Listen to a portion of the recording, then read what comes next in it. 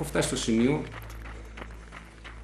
να βλέπω το σώμα μου από πάνω, από έξω. Δηλαδή είναι μια εμπειρία εξωσωματική.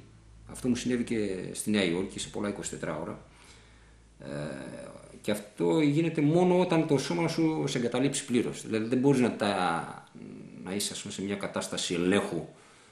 Πρέπει να είσαι κλινικά νεκρός, το σώμα σου δηλαδή να τα έχει δώσει όλα, και βλέπεις τον εαυτό σου από πάνω και από πίσω και να τον βλέπεις μπροστά, να τον οδηγείς κατά κάποιο τρόπο. Είναι δηλαδή φοβερές στιγμές.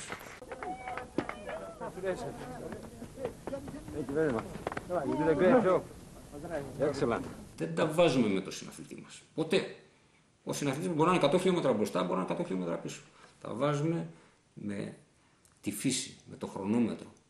Έτσι. Αυτό επιδιώκουμε. Πώς να ξεπεράσουμε τον χρόνο, πώς να καλύψουμε την απόσταση. Δεν μπορεί να σε πάει το σώμα σου. Όσο και να γυμναστείς, δεν σε πάει το σώμα σου ποτέ να τρέξεις ένα 24, ένα 48, ένα 60.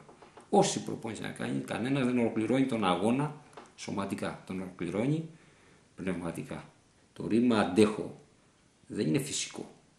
Είναι πνευματικό. Αντέχω σημαίνει υπομένω. Δηλαδή πρώτα πρέπει να έχει ιδιοσυγκρασία υπομονής, να υπομένεις, και μετά να μπεις στο καλούπι εκείνο της προπόνησης της σκληρής. Γιατί άμα δεν είσαι υπομονετικός, δεν θα αποκτήσεις ποτέ αντοχή. Άρα το αντέχω είναι πνευματικό ρήμα. Now, a little leg sore, Kouros decides to take a break at a Canberra motel for a massage and a meal.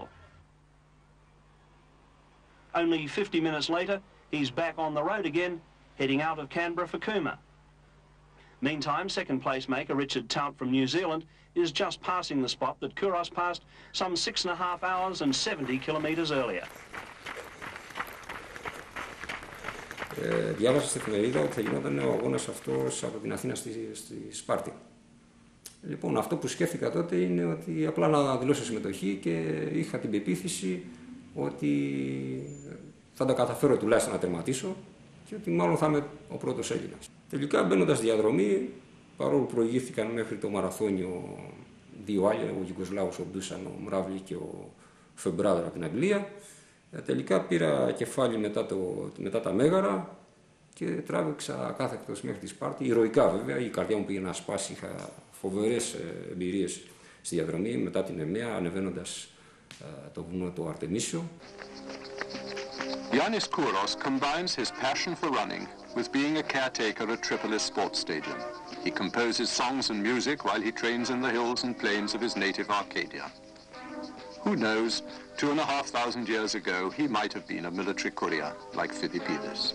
Φτάνοντας στην κορυφή του βουνού και αγναντεύοντας την Αρκαδία, βάζω τις φωνές, ας πούμε, έτσι από μια ευεξία που είχα, και λέω «Πού είσαστε βρε πατριώτες?» και κουδούνιζε η φωνή μου μέσα στη νύχτα τώρα σε όλα τα βουνά, και ανατρίχιασα. Αυτό βέβαια μου κόστισε, γιατί κατεβαίνοντας μετά στην πεδιάδα, στη λεκανοπέδιο της Αρκαδίας, έτρεμα.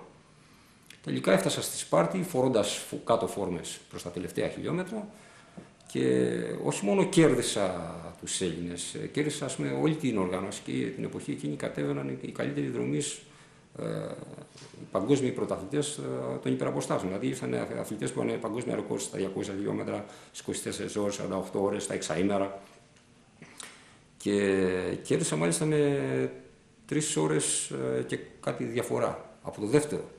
Οι Εγγλέζοι οργανωτές είχαν πει ότι αυτός ο αγώνας, ο πρώτος καλύτερος που μπορεί να συμβεί, να έρθει, ας πούμε, στη Σπάρτη, θα είναι 10 η ώρα το πρωί του Σαββάτου. Ξεκινούσαμε 7 η ώρα το πρωί της Παρασκευής.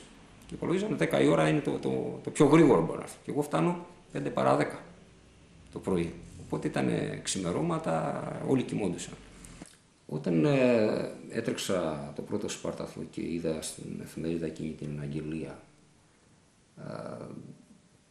είχα ξεχάσει, μάλλον δεν ήμουν σίγουρος για το τι είχε κάνει ο Φιδιππίδης.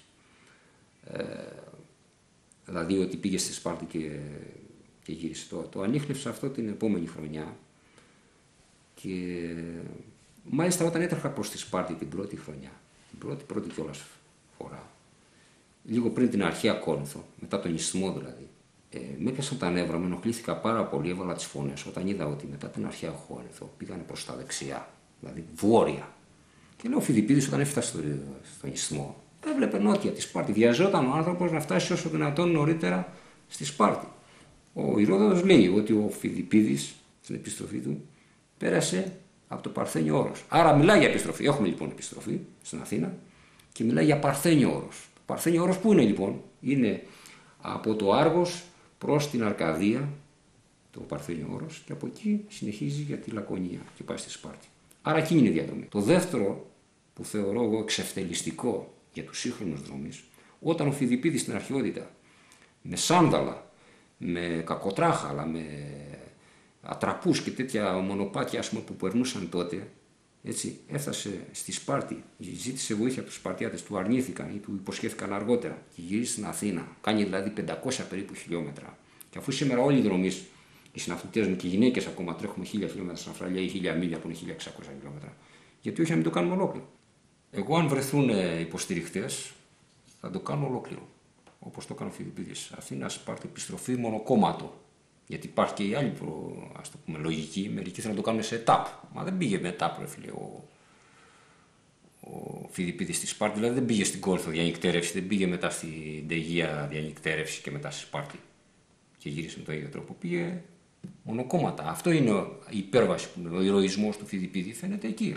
Σε ό,τι πάει να κάνει κάτι, δηλαδή βιάζεσαι, έρχονται οι Πέρσες, θέλεις βοήθεια από τους Σπαρτιάτες. Πρέπει να τρέξει το ταχύτερο δυνατό. Να τους προλάβεις εκεί πέρα να αποφασίσουν να σου στείλουν βοήθεια.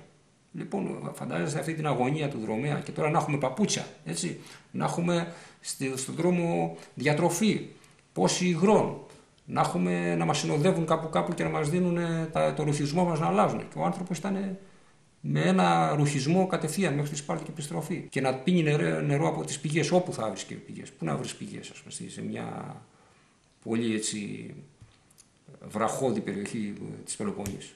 Ελάχιστες πηγές. Λοιπόν, πρέπει να καταλάβουμε δηλαδή την υπέρβαση του Φιδιππίδη, η οποία είναι πολύ σημαντικότερη από τη δική μας.